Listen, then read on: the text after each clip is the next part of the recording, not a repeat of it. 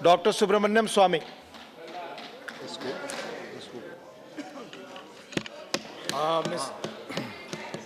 Mr. Deputy Chairman, I think the principal opposition party, the Congress party, seems to be confused between this amendment bill and the NRC.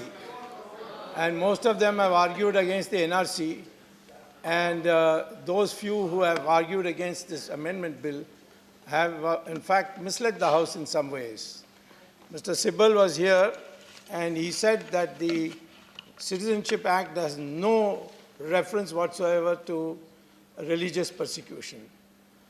But he ought to know that in the Constitution, there is Article 11 which says, Parliament to regulate the right of citizenship by law. Nothing in the foregoing provisions of this part shall derogate from the power of Parliament to make any provisions with respect to the acquisition and termination of citizenship and all other matters relating to citizenship.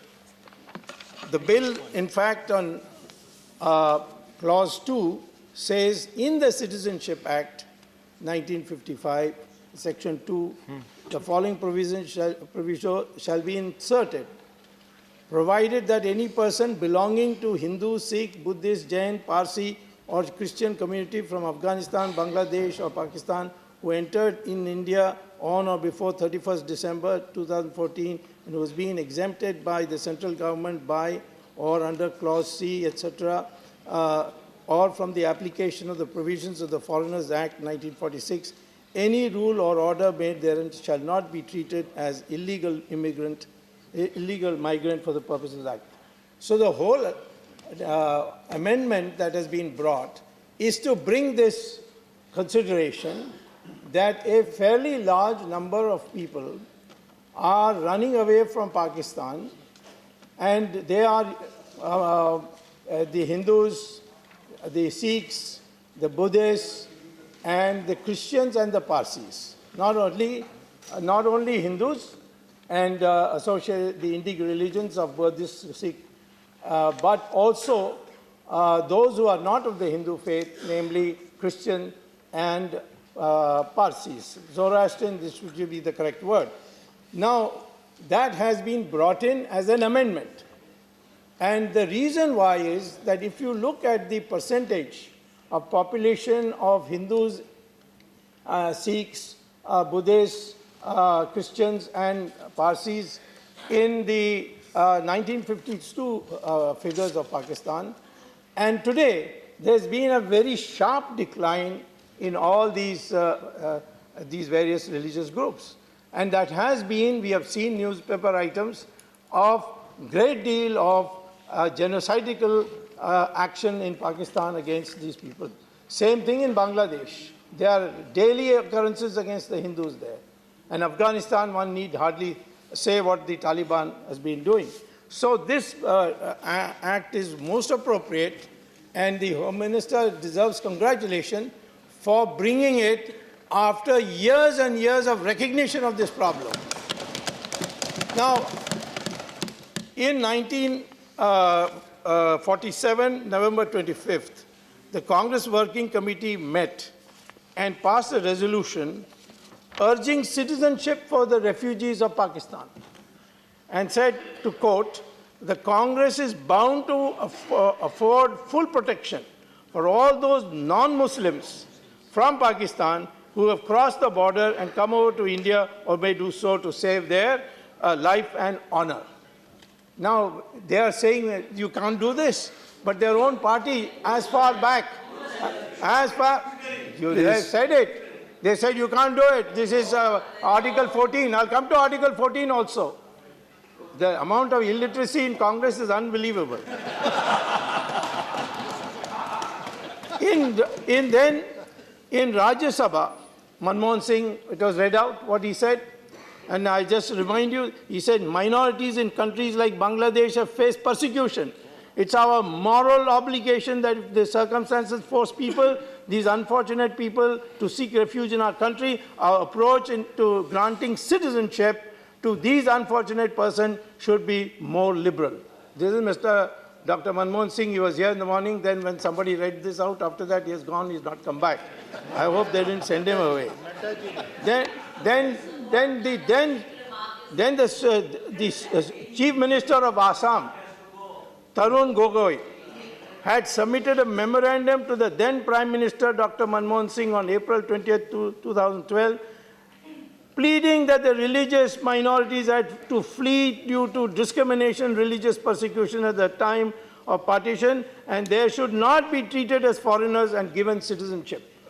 And later on, in the Guwahati High Court, he filed an affidavit and said that this is something our government would like to do. We have approached the central government.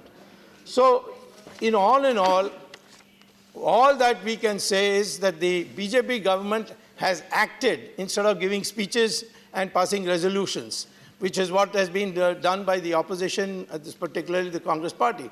And it is here that one last question I would deal with, and then I will conclude what I have to say. Article 14 does not bar this particular amendment, because it has been in a number of judgments. You can't just read blindly the Article 14, what it says. Article 14 has been undergone many, scrutiny in many court cases. One of the best presentation of Article 14 and what it means is the Antule case, where the government had created a special court, and this was challenged in the Supreme Court, that how can you have a special court for an individual? This is Article 14 violation. And then the 9-judge bench gave a judgment, which is a classic judgment in 1988, where they said that when it comes to Article 14, only equal groups can be, only people who are equal in terms of their entitlement, only there you can invoke Article 14. Today, for instance, on SPG, we have for Prime Minister a separate security force. That's permitted because Prime Minister is in a separate category. But for the rest of the members of Parliament and others, we have gone on the basis of not only the gradations on the basis of security risk. So Article 14 says you can make this distinction. And we have made this distinction because in Pakistan, in Bangladesh, in Afghanistan, these groups who have been identified have been singled out for ill treatment and oppression. And as far as the Ahmadiyas are concerned, or the Sunni Shias are concerned, they would prefer any day going to Iran, where it's a Shia country, or to Bahrain, where Ahmadiyas are accepted as Muslims. Both of them declare themselves as Muslims. They don't say that we are in a distinct religious group. It is the Wahhabi group in Pakistan which says you are not Muslims. But the world in general accepts them as Muslims. So they cannot come into this category because these countries are Darul Islam. They are religious constitution where Islam has been accepted as the state religion. And therefore, to bring that in is rubbish. In fact, many single Muslims have come to our country to seek refuge. Tariq Fateh is one of the examples, Taslima from Bangladesh. Then what happened? They said, this is only our intermediate point. Taslima went and got citizenship from Sweden, and Tariq Fateh got it from Canada. And therefore, in our country, I don't think a Pakistani Muslim wants to leave and come to our country. And therefore, there's no need for include them also in this bogus concept of Article 14 being equality for all. So finally, I'll say that Sri Lanka Tamils, they did not come to our country because of religious persecution. There was a war there, and because the area of Tamil Nadu, of Sri Lanka, the Tamil areas of Sri Lanka, there was a full-fledged war, and they came on that. After that, after our government came, they have all been regularly going back. The government of India has built houses for them, and now it has dwindled from 1 crore to something like 15,000. And in another 6 months, there will be no, and all this business of genocide and all, these are all LTT propaganda. Our parliament cannot be used for LTT propaganda. And therefore, I would say that this bill is going on record. Something we need to protect ourselves. Thank you. Thank you. The message from Lok Sabha Secretary General. Please take your seat, Mr. Vaiko. Please.